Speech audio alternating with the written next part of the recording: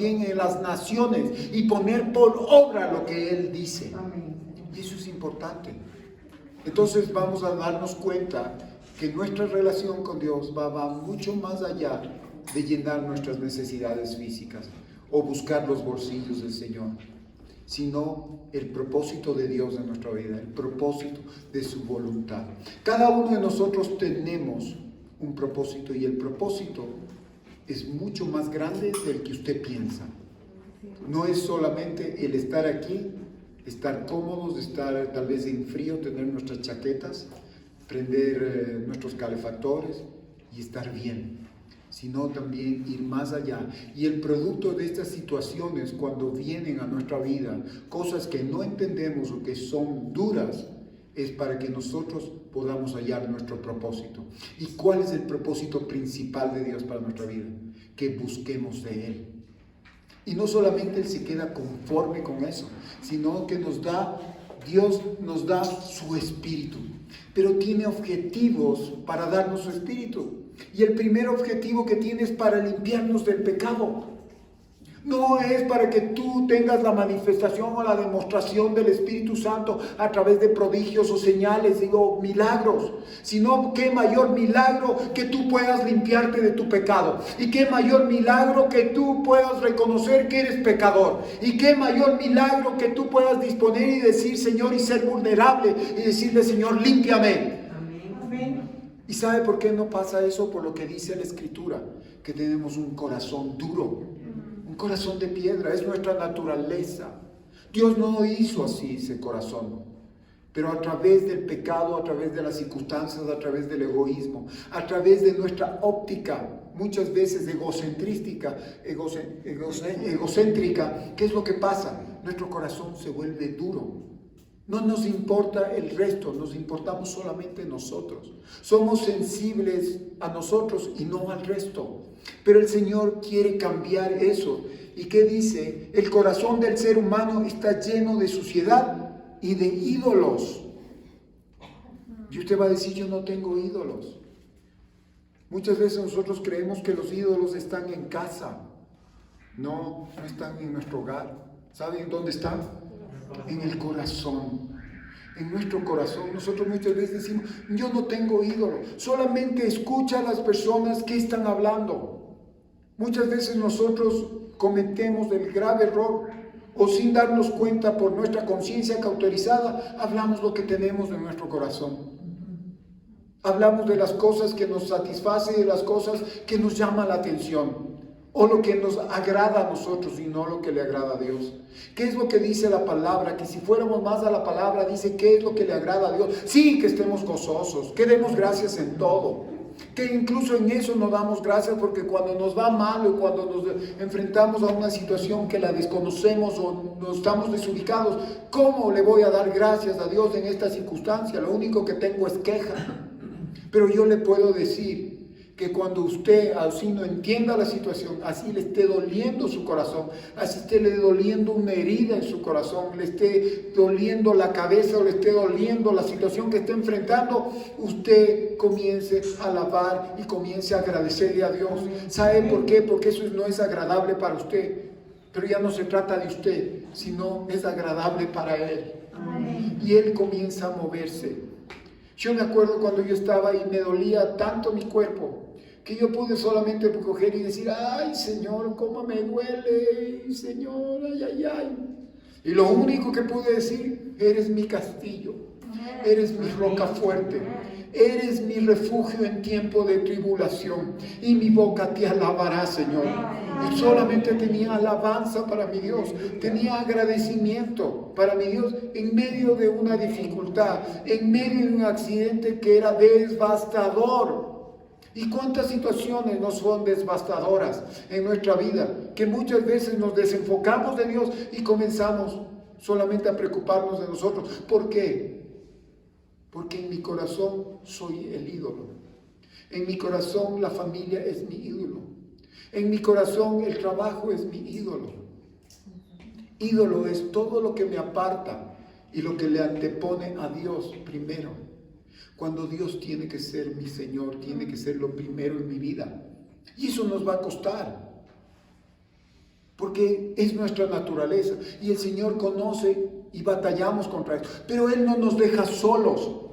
Él nos da su Santo Espíritu. ¿Para qué? Para que nosotros podamos reconocer nuestra necesidad, nuestra suciedad en nuestro corazón y que está altares ahí para los ídolos que tenemos. Creemos que vamos a vivir toda la vida.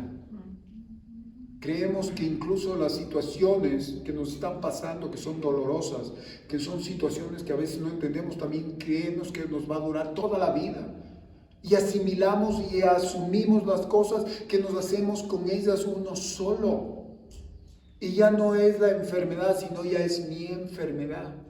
Ya no es mi situación, ya no es la situación que me rodea, sino es mi situación. Yo nací así, yo nací marcado, pero el Señor me dice en su palabra que Él nos da su Espíritu Santo. ¿Para qué? Para que nosotros podamos limpiarnos de ese gran pecado que tenemos. Y usted va a decir, tal vez yo no tengo pecado, yo soy santo. Ese es el propósito de Dios, que usted y yo, nosotros nos santifiquemos. Y por eso Cristo Jesús murió. Pero si nosotros también reconocemos, nuestro corazón está también buscando nuestras satisfacciones y no está buscando la satisfacción de Cristo Jesús. Pero el Espíritu Santo viene y comienza a accionar en nuestro corazón, comienza a accionar en nuestra mente, comienza a accionar en nuestro espíritu, aleluya. Y esta mañana es así como cuando usted dice, en esta casa hay libertad. Pero si tú no reaccionas, si tú no levantas, si tú no accionas, si tú no lo haces por obra, intrínsecamente con tu actitud estás diciendo, Dios, en tu casa no hay libertad.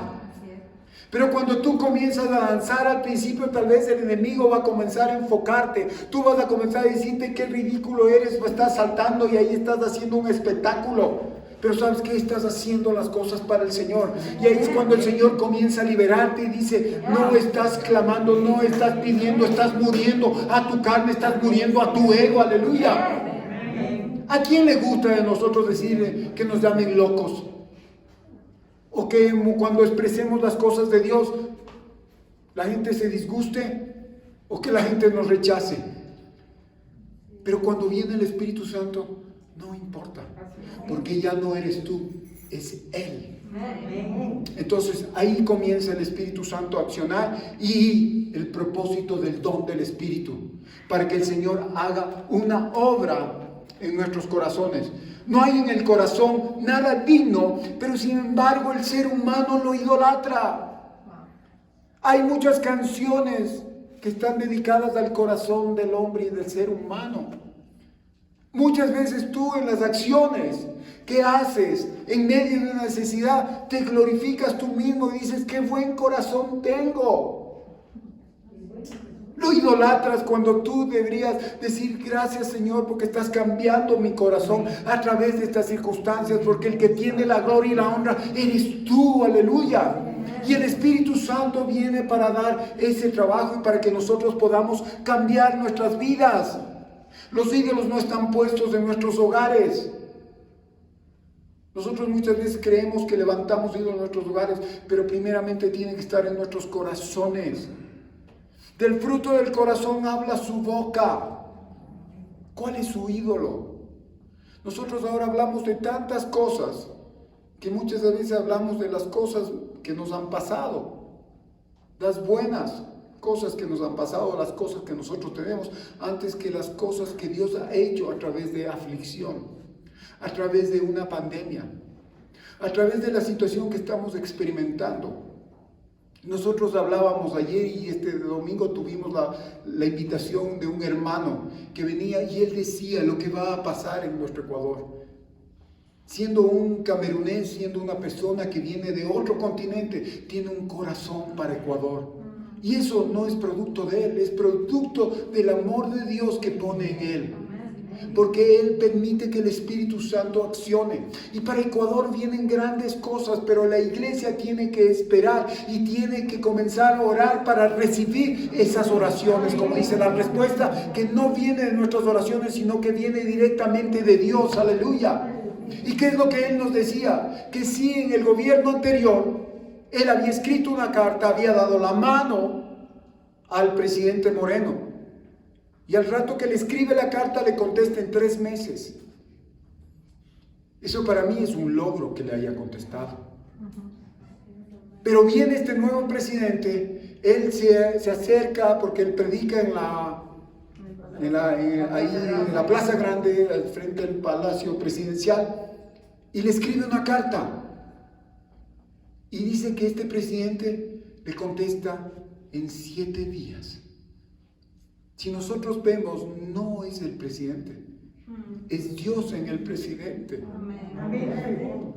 Y es un tiempo para esta nación, es un tiempo para usted, es un tiempo para su familia, es un tiempo para la congregación, es un tiempo para este Ecuador, ¿sí sabe?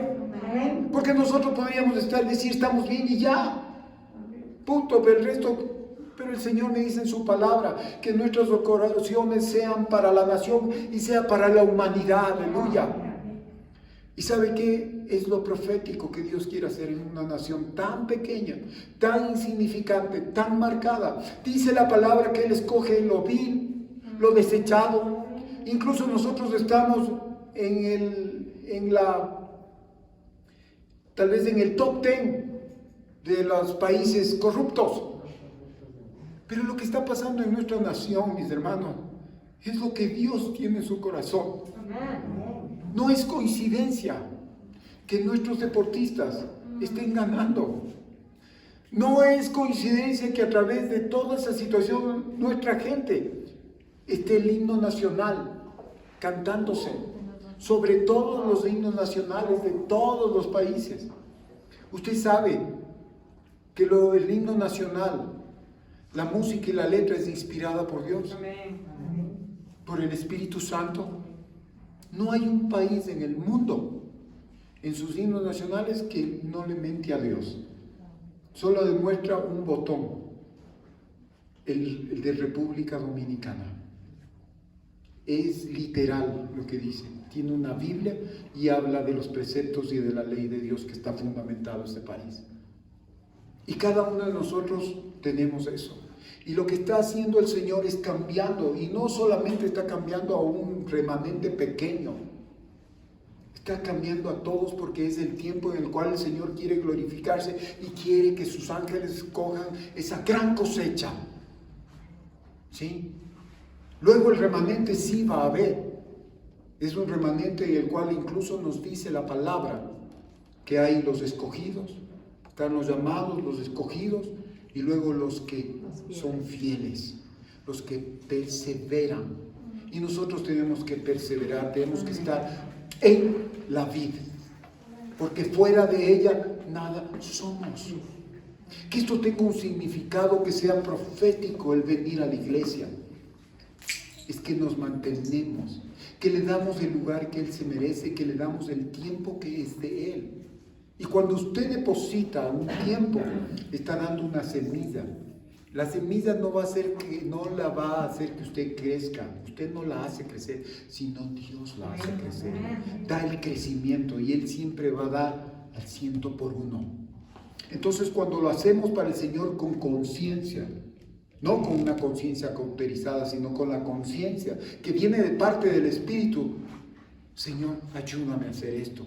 ¿Y qué nosotros vemos en Ezequiel 14:3? Vamos a ver qué es lo que nos dice acerca de los ídolos que hay en nuestro corazón. Un ídolo se manifiesta de muchas maneras, pero lo que se manifiesta es quitarle el puesto al Señor. Es venir a ocupar el puesto que le corresponde al Señor. Quiere ocupar ese ídolo que hay en su corazón. Y puede ser tan diferente un ídolo, y puede ser tan insignificante un ídolo, que puede ser una novela el ídolo, ¿sí saben? Porque cuando nosotros tenemos que ir a orar, o tenemos que hacer alguna cosa, primeramente no hay nada más importante que esa situación, y dejamos a un lado. Primero esto y luego haré lo del resto. Y muchas veces eso cometemos. Que dice 14:3, la palabra en la escritura nos habla y dice: hijo de hombre, estos hombres han puesto sus ídolos en su corazón y han establecido el tropiezo de su maldad delante de su rostro. ¿Acaso he de ser yo en modo alguno consultado por ellos? Entonces vemos que el ídolo, ¿qué es lo que hace? Pone tropiezo en nuestra vida, y no solamente tropiezo en nuestra vida en lo que hacemos, sino en nuestra relación con Dios. Y después nosotros, si no lo tenemos a Él primero, después dice, ¿cómo podrán ellos buscarme a mí y pedir consejo? Si su corazón está en otro lado, si su corazón está fundamentado en eso que a ellos les gusta y que ellos se creen que eso les hace fuerte. Muchas veces un ídolo puede ser nuestra fortaleza, nuestra juventud, puede ser nuestros trabajos, pueden ser muchas cosas que nosotros a veces no las consideramos. Pero cuando vamos a la palabra sí nos insta y nos abre los ojos para que nosotros podamos discernir y podamos ver qué es entre el bien y el mal a través de la palabra. Y el Espíritu Santo también. Miren, ¿qué es lo que nosotros aquí vemos? Muchas veces no son manifiestas. Los ídolos en su vida no son manifiestos. Habitan en nuestra carne y nuestro espíritu, a los que contaminan constantemente. ¿Y qué es lo que pasa? Usted comienza a perder ese primer amor, comienza a perder el interés por las cosas de Dios. No le digo que usted comience a perder el interés por venir a la iglesia, porque por último usted puede venir a la iglesia, pero está desinteresado de Dios. Pero lo importante es que cuando usted viene, eso se manifieste por medio del Espíritu y que usted venga, esté consciente para quién está haciendo. ¿Para quién es el que está siendo aventajado? Muchas veces nosotros estamos haciendo las cosas para que las personas, agradando a las personas, para que se queden tranquilas, para que vean también, para agradarnos a nosotros mismos, para quitarnos esa culpabilidad. Pero cuando viene el Señor, nosotros tenemos que ser. El Espíritu Santo viene y primeramente lo que nos convence es de pecado. Él me convence de mi pecado, no de su pecado, de mi pecado. ¿Sí? ¿Y sabe cuál es mi pecado? Muchas veces no tomarle en cuenta a Dios, no darle el lugar que Él se merece, no buscarle como Él se merece, no darle gracias como Él se merece. Entonces, el Espíritu Santo me es dado para que yo reconozca mi pecado en mi corazón y también reconozca las misericordias y lo bueno que es Dios. Amén. Aleluya. Amén. Entonces, no solamente vemos de un lado, no, Dios es bueno. Y Dios cómo me bendice porque están haciendo las cosas bien, estás agradado. Y no muchas veces, dice la Escritura, el ejército más fuerte es el que gana la batalla. O no el que hace bien las cosas vive mucho tiempo. Porque dice la Escritura que el predicador vio que gente que hacía el mal vivió mucho tiempo. Solamente son las misericordias de Dios. Pero nosotros lo que tenemos que encargarnos es que el Espíritu Santo abra nuestros ojos para ver nuestro corazón. Y muchas veces nosotros creemos que somos buenos, pero debemos decir: Señor, limpia mi corazón. Señor, hazme ver lo que hay en mi ojo antes de ver lo que hay en el ojo de mi prójimo, mi viga. Entonces eso viene el Espíritu Santo a hacer una obra redentora y nos da para limpiarnos del pecado.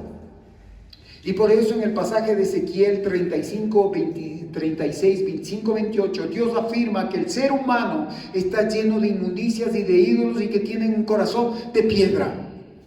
Nuestro corazón se vuelve insensible. Ahora mismo esta pandemia nos ha hecho insensible, nos ha hecho escasos con Dios, nos ha hecho conformistas, nos ha hecho pasivos, nos ha hecho temerosos. Sí, una cosa es ser prudentes, pero otra cosa es ser temerosos. Y eso yo le decía que en la Biblia hay más de 365 veces que nos dice el Señor: no temas. Amén. Cuando no es su tiempo, no es su tiempo. Amén. Porque va a primar siempre el llamado de Dios. Nosotros muchas veces damos más mérito a las situaciones, a las imprudencias que hacemos, porque incluso cuando somos imprudentes, cuando no es el tiempo de Dios, Dios nos va a guardar, porque el propósito de Dios es mucho más alto que nuestras imprudencias, que nuestro pecado y que nuestras insolencias a Él, porque Él ya en una eternidad pasada ya nos escogió. Solamente me voy a la juventud, inconsciente, imprudente, insensato, más buscadores de las cosas del mundo que las cosas de Dios. Estoy hablando de mi juventud. Y el Señor me guardó, porque en un tiempo Él tenía un tiempo para mí. Y yo sé que un tiempo de vida para mí, y también vendrá un tiempo de descanso para mí. Pero cuando yo esté en vida, en el tiempo de Dios, tengo que sacar cada uno del provecho que Dios me da cuando Él me está dando esa vida. Y es que nosotros tenemos que estar conscientes, porque muchas veces demandamos de las otras personas, pero no demandamos de nosotros mismos. Entonces yo creo que la relación con Dios se basa en dos cosas, como dice la Escritura, los mandamientos de Dios, y son reales. Podríamos saber, o tal vez yo le puedo tomar ahorita la lección. Saque papel y lápiz, por favor. Ahí se asustan, ¿no? Le puedo tomar y decirle cuáles son los 10 mandamientos. Exactamente, se resumen en dos. Hasta el Señor dice, es sencillo y es fácil. El primero, ¿cuál es? Y el segundo, amarás a tu prójimo como a ti mismo. En uno de los dos vamos a estar mal si no estamos mal en los dos. Pero el Espíritu Santo tiene que venir a ayudarnos. Pero tenemos que reconocer primeramente en cuál estamos mal. No hay segundo si no hay primero. ¿No es cierto? Muchas veces nosotros nos conformamos, sí, yo le agrado a Dios, yo le busco a Dios, yo leo su palabra, yo oro. Pero la manifestación, esa es la palabra oral, ¿sí? Yo te amo, Señor. Y la palabra escrita, ¿cuál es? Yo amo a mi prójimo. Yo respeto a mi prójimo. ¿Y qué estamos haciendo? Ahí es cuando tenemos que decirle, Señor, ponme un corazón de carne, sensible, tierno, un corazón manso y humilde. Y ahí el Señor va a comenzar a accionar. Y no es menos cierto que cuando nosotros le decimos y somos sinceros con Él y reconocemos que nos hace falta, es como cuando vino esos hombres y dijeron, Señor, añádenos fe. ¿Y el Señor qué hizo? Les cogió, les incriminó. El Señor dijo, voy a hacerlo. Y así mismo, cada día nosotros tenemos que pedirle al Señor, porque nuestra fe no es suficiente. Y la fe no es nuestra, la fe es de Dios. Y la fe entra como una puerta. La salvación es para todos. Luego la fe tiene que ir creciendo como una semilla. Pero ¿cómo crece la semilla? Le lanzas y ahí... Tienes que coger y buscar un campo, depositar. Muchas veces tiene que regarlo uno, ¿no es cierto? Y tienes que cuidarlo y va creciendo. Y va creciendo y esa fe va creciendo y va iluminándose y vas a tener más revelación del Señor. Luego va a una fe en la cual la fe va a ser un escudo para tu vida. Escudo eres mío, escudo eres mi Señor. Escudo en tiempo de tribulación, escudo, Señor, eres para mí. ¿No es cierto? Es protección. Entonces esa fe se vuelve, lo que hizo Cristo Jesús vuelve de protección, no es la mascarilla. En vano utilizas mascarilla si Jesús no es tu escudo. Prácticamente eso no dice la palabra, pero de una u otra manera dice, en vano edifica el edificador si Jehová Dios no edificare la casa. En vano vela la guardia si Jehová Dios no guardare la ciudad. En vano te pones eso si Jesús no es tu protección. Está bien, no podemos ser imprudentes de decir, cuídese, lo que es del hombre es del hombre y lo que es de Dios es de Dios. Cuídese. Y se quita, no, yo tengo protección, Dios es... No, cuídese y el Señor le va a proteger también. Porque usted está siendo obediente y está honrando a su prójimo. Y está poniéndole a Dios por delante. Entonces se resume. ¿Y por qué se resume la ley de Dios en dos parámetros? En dos se resume. Primero se resume con lo que es referente a Dios, que van los 4 primeros mandamientos. Y los otros son lo que se refiere de la relación del hombre con el hombre. No matar, no mentir, no adulterar, no desear la mujer de tu prójimo, lo que tiene tu prójimo. Sea más claro la envidia. Entonces, alegrarnos con el que está alegre, llorar con el que está quebrantado. Entonces, eso es importante y el Espíritu Santo juega un rol importante en nuestra vida, mis hermanos. No es solamente para que nosotros podamos ver la manifestación del poder, de la pasión del Señor, del amor de Dios en nuestra vida. Que sí, los milagros. Claro, hay milagros, mucho más, y un milagro más grande es el milagro de la salvación. Cuando tú pasas y eres trasladado de muerte a vida, de un reino de tinieblas a su luz admirable.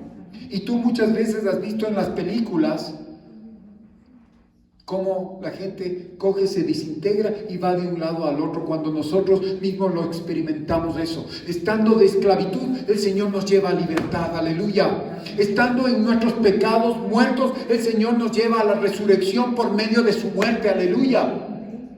Y nosotros muchas veces, ¿qué es lo que tenemos que hablar? Somos personas y somos agentes de hablar calamidad, de hablar muerte. Cuando el pastor decía, yo no he venido acá a hablar muerte ni a hablar otra cosa, sino a hablar lo que Dios me ha dicho que es vida. Y nosotros estamos hechos para hablar vida. Yo toqué tu palabra, yo toqué tu boca. Y conforme a hecho, yo puse el dicho de mis labios en tus labios, mis palabras en tus labios. Y si nosotros vemos de Génesis a Apocalipsis, solamente el Señor nos habla de vida. Vida en medio de lugares inhóspitos. Provisión donde no hay provisión. Camino donde todo se ha cerrado. Aleluya. Tal vez tú te sientas esta mañana que la vida no te ha tratado justamente. O tal vez te sientas que no tienes una salida, no tienes dirección y que estás aquí sobreviviendo. Pero déjame informarte que el Señor te ha dado el Espíritu para que tú en medio de esa situación puedas ver la luz. Que en medio de ese inhóspito camino puedas tener provisión. Que en medio de la situación que las puertas se te hayan cerrado, hay una puerta aún más grande. Y esa puerta se llama Jesús, aleluya, en tu vida, aleluya. No en vano dice la palabra que Él es el camino, que es la vida, que Él es la respuesta, la verdad y la vida, aleluya. Tú quieres verdad en tu vida, busca a Jesús, que el Espíritu Santo que es dado por Dios, para que tú puedas ver qué hay en tu corazón. No nos podemos engañar. No nos podemos engañar, porque tenemos el Espíritu de la verdad que mora en nosotros, y contra eso batallamos. Y para limpiarnos de todas estas cosas, Dios nos imparte su Santo Espíritu. El Espíritu nos limpia del amor al pecado. ¿Sabe qué? Nuestro corazón ama el pecado. Amamos las cosas del mundo. Y yo le hablaba la otra vez, hace unos cuanto tiempo, decía, los hombres del carácter de los postreros tiempos, ¿no es cierto? El carácter de los hombres de los postreros tiempos. ¿Qué decía? Amadores de sí mismos. Exactamente, ¿cuántas características? Y aquí nosotros decimos que no, que le amamos a Dios y nos amamos nosotros más. Y entonces es lo que viene el Espíritu Santo a revelarnos, el amor al pecado y del poder del mismo. Porque el pecado tiene poder en nuestras vidas, pero aún es mayor el poder de Dios, que vino a libertarnos del pecado, que nos vino a libertar del poder del pecado, aleluya. Y no tiene que enseñorearse de nosotros, no tenemos que darle jurisdicción. ¿Usted cree que solamente llegó? El Espíritu Santo sopla y da hálito de vida. El Señor puede cambiar, tocar y hacer de alguien que no era, lo es ahora. De la lepra puede limpiarla. E incluso tu pecado, como dice, puede ser como del color rojo de sangre, pero puede ser y volverse como blanca lana. Pero ¿sabes qué yo te digo? El Señor dice, necesita que nuestra alma, donde están nuestros afectos, donde está nuestro pensamiento, nuestras decisiones, sean cambiadas por el renovar de la palabra de Dios. Que no nos debemos acostumbrar a este siglo. Porque donde va Vicente va toda la gente. Y donde vaya yo también voy. Ahí están haciendo cola de estar algo haciendo bueno, también voy a hacer cola. ¿Por qué cree que la gente no hace cola en las iglesias? Porque dice lo malo que hay en su corazón. Exactamente. Y hay muchas cosas que a veces nos pasa y la Escritura no es para la gente que no cree, sino es para la gente que cree. ¿Qué dice la Escritura? Para que todo hombre de Dios sea perfeccionado para toda buena obra. Y la palabra me está hablando que en muchas de las iglesias habemos personas que estamos buscando más de las cosas, de las satisfacciones del mundo, que las cosas de Dios. Y el Señor está anunciando y está advirtiendo que es el tiempo de cambio. Es el tiempo para el cual el Señor, Él nos ha llamado. Ahora en este tiempo es un tiempo tan apremiante que no lo entendemos. Es el tiempo de la gracia. Nuestros antepasados, hablemos así, antes de la venida de Cristo, ellos no vivieron el tiempo de la gracia, ellos vivían en el tiempo de la ley. Conforme a lo que hacían eran. Ahora nosotros, pese a que hacemos, tenemos la gracia de Dios, pero queremos abusar. Pero el Espíritu Santo viene y nos va a contristar, nos va a constriñe el amor de Dios para que nuestra vida sea cambiada. ¿Y sabe qué es lo que nosotros vemos aquí? Pablo atribuye a esta obra decididamente al Espíritu Santo. ¿Y cómo? Vamos a ir a Efesios 5, 25, 27. Efesios.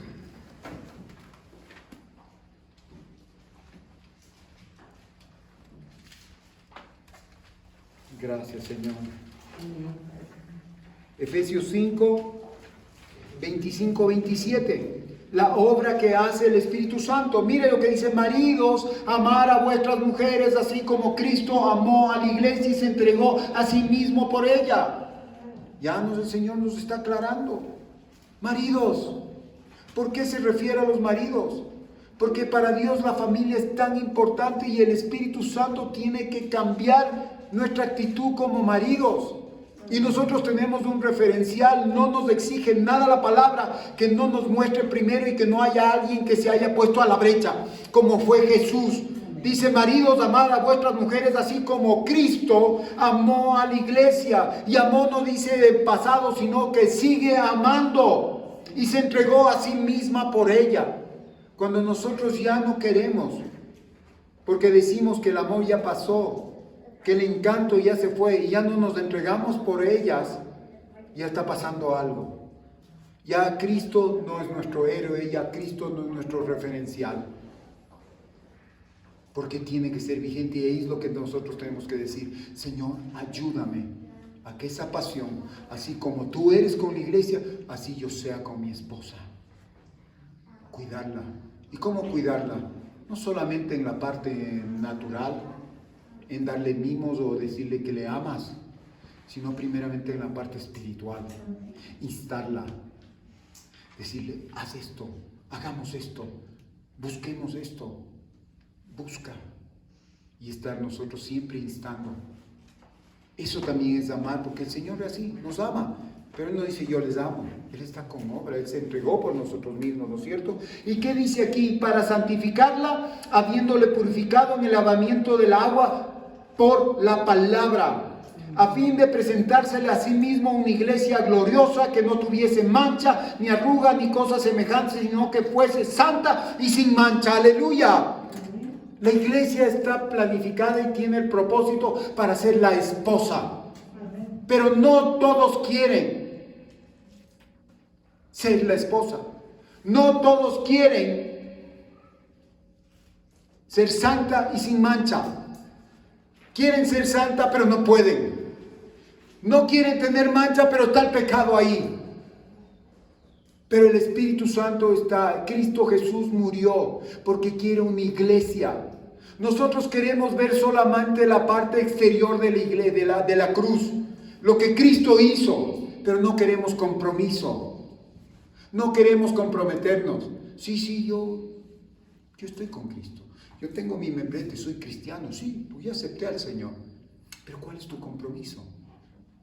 Tu compromiso es más allá de los atrios. Porque es fácil recibir las cosas de Dios. ¡Qué lindo! Tienes don, tienes gracia, tienes agua, tienes sangre, tienes fuego. El fuego de Dios. La manifestación del Espíritu. Pero el fuego nos habla del amor de Dios hacia nosotros. Las aguas nos habla de la gratitud que Dios tiene al Hijo por medio de nosotros, porque nosotros somos salvos, porque Él hizo el propósito para que nosotros seamos salvados. Después la sangre de Cristo que redime toda circunstancia y quita todo pecado. ¡Qué lindo! Y nos quedamos ahí. La salvación. Ese es el principio. Pero el Señor te llama y te dice, ven más acá, a fin de presentarte a sí mismo una iglesia gloriosa. La iglesia gloriosa va a ser cuando tú te sometas y tengas compromiso con Dios, que busques la presencia, que busques ese candelero, que busques el Espíritu, que busques la luz de su palabra, para que tu mente sea cambiada y tu renovación de tu mente sea mucho mejor, para que el Señor haga que ese creyente sea una nueva criatura. Tú sabes que todo comienza, toda redención, todo cambio comienza en tu mente. Es en la manera como tú piensas. Ahora nosotros estamos viendo que muchos hombres, muchas personas, mucho ser humano está con temor, está con ansiedad, está con estrés.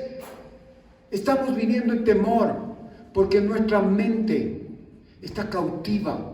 Más a las cosas del mundo, más a las cosas que vemos que a las cosas que no vemos.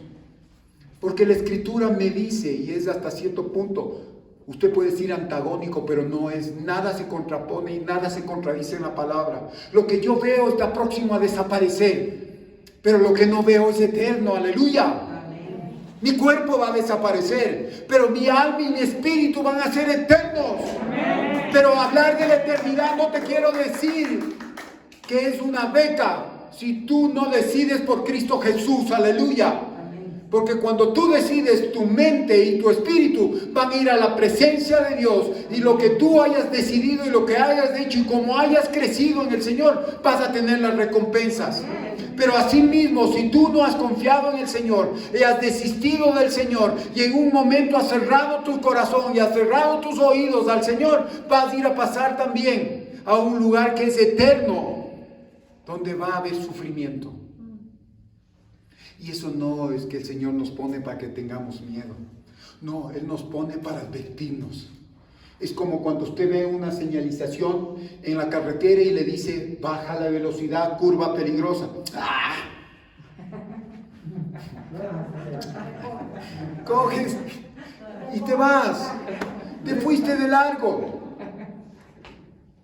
El Señor nos pone eso. ¿Qué nos dice del trago? Hey, el mundo te pone, la publicidad te pone como que si el trago sea bueno. Pero ellos intrínsecamente saben que el trago es malo, que el alcohol es malo, pero te ponen en las letras pequeñas de los seguros, así como en los seguros, te ponen, pero es peligroso para la salud y para el bienestar de la familia. Dios, salud. Y vemos eso, no está bien. Entonces la palabra de Dios nada nos oculta. Y es lo precioso del Señor Jesucristo, que Él nos habla tal cual. Y yo siempre le digo esto y yo me acuerdo tanto porque muchas veces yo puedo compartir en los funerales. Y es una cosa que dice el Señor nunca me engañó. Cuando yo nací el Señor me dijo fue un tiempo de que nazcas fino. Pero también va a haber un tiempo de que mueras fino. Ay, Señor, no, sino más bien como dice la Escritura. ¿Qué dice la Escritura? Es mejor la muerte, el día de la muerte, que el día del nacimiento.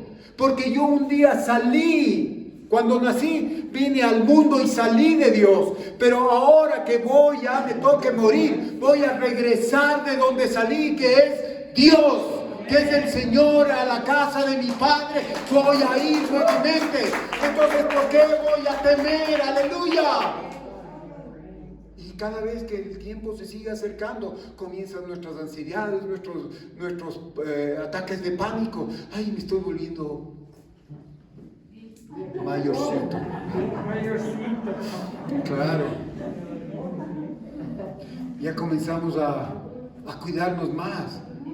Es inevitable. Pero tenemos que hacerlo, tenemos que estar conscientes de lo que el Señor nos dice, y Él nos pone el Espíritu Santo. El Espíritu Santo nos da también para renovar el corazón. ¿Qué tan importante es el corazón? No es menos importante que limpiar nuestro pecado, porque el pecado se aloja en nuestro corazón. Para que un cambio sea efectivo, debe ser radical, debe ser en ipso facto.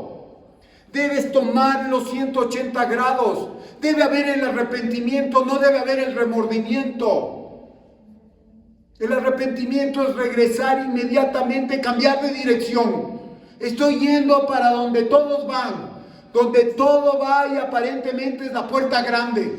Pero la palabra me dice que tengo que buscar la puerta pequeña, la puerta estrecha, donde me va a llevar a caminos de vida y no caminos de muerte. Entonces, ¿qué tengo que hacer? Voy a dar, no.